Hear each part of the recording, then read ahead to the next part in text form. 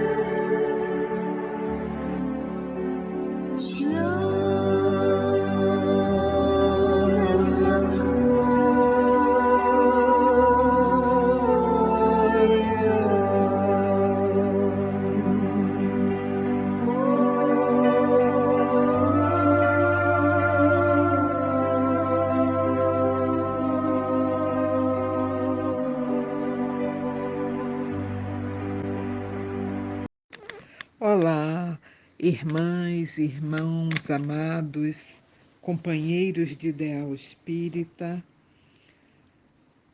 que a paz do amado e divino Mestre Jesus esteja a nos envolver, para que cada vez mais estejamos conectados, imbuídos da necessidade de usufruirmos deste banquete divino.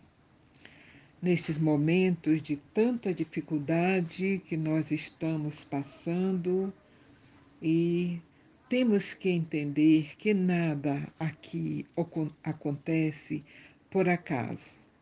Então, nós, na condição de espíritos espíritas, meditemos sobre este momento. e elevemos os nossos sentimentos, os nossos corações, as nossas reflexões para o alto, para as leis divinas.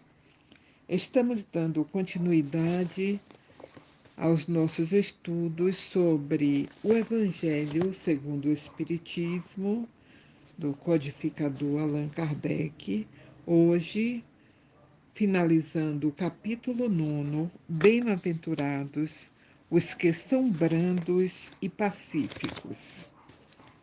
A cólera. O orgulho vos induz a julgar-vos mais do que sois, e não suportardes uma comparação que vos possa rebaixar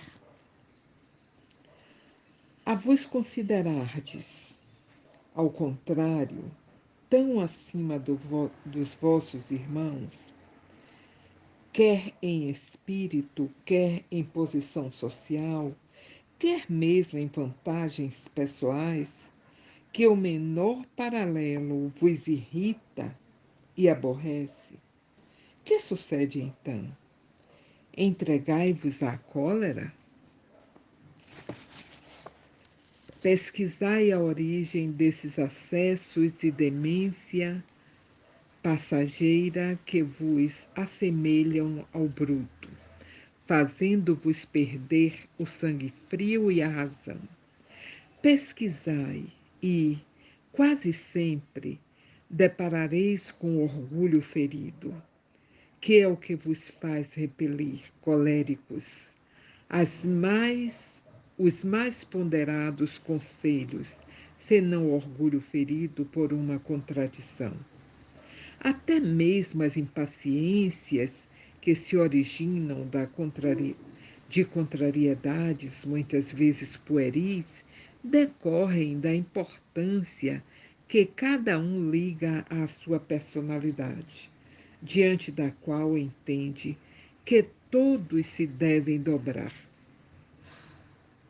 Em seu frenesi, o homem colérico a tudo se atira, à natureza bruta, aos objetos inanimados, quebrando-os porque lhe não obedecem. Ah, se nesses momentos pudesse ele observar-se a sangue frio, ou teria medo de si próprio, ou bem ridículo se acharia. Imagine ele por aí, que impressão produzirá nos outros? Quando nos fosse pelo respeito, quando não fosse pelo respeito que deve a si mesmo, cumpria-lhe esforçar-se por vencer um pendor que o torna objeto de piedade. Se ponderasse que a cólera a nada remedeia, que lhe altera a saúde e compromete até a vida, reconheceria ser ele próprio a sua primeira vítima. Outra consideração, sobretudo, devera contê-lo, a de que torna infelizes todos os que o cercam. Se tem coração, não lhe será motivo de remorso fazer que sofram os outros a quem mais ama? E que pesar mortal se, num acesso de fúria, praticasse um ato que houvesse de deplorar toda a sua vida. Em suma, a cólera não exclui certas qualidades do coração, mas impede se faça muito bem e pode levar à prática de muito mal. Isso deve bastar para induzir o homem a esforçar-se pela dominar. O espírita, ademais, é concitado a isso por outro motivo, o de que a cólera é contrária à caridade e à humildade cristãs. Um espírito protetor. Bordeaux, 1863.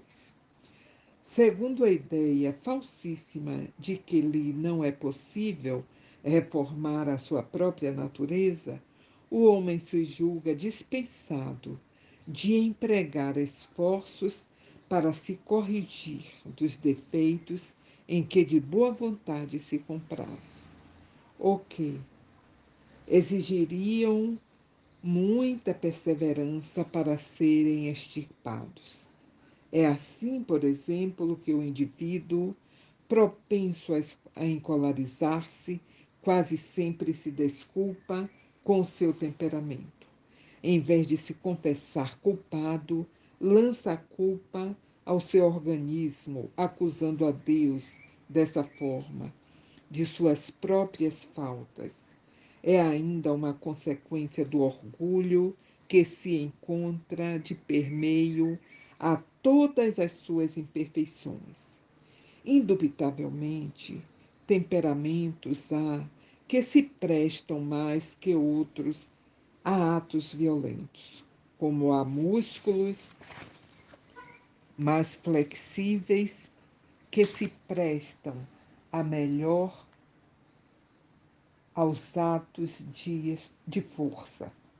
Não acrediteis, porém, que aí resida a causa primordial da cólera, e persuadivos de que um espírito pacífico, ainda que num corpo belicoso, será sempre pacífico, e que um espírito violento, mesmo num corpo linfático, não será brando, somente a violência tomará outro caráter.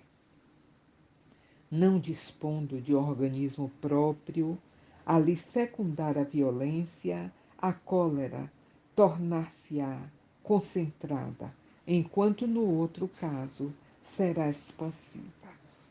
O corpo não dá cólera àquele que não na tem, do mesmo modo que não dá os outros vícios. Todas as virtudes e todos os vícios são inerentes ao espírito. A não ser assim, onde estariam o mérito e a responsabilidade?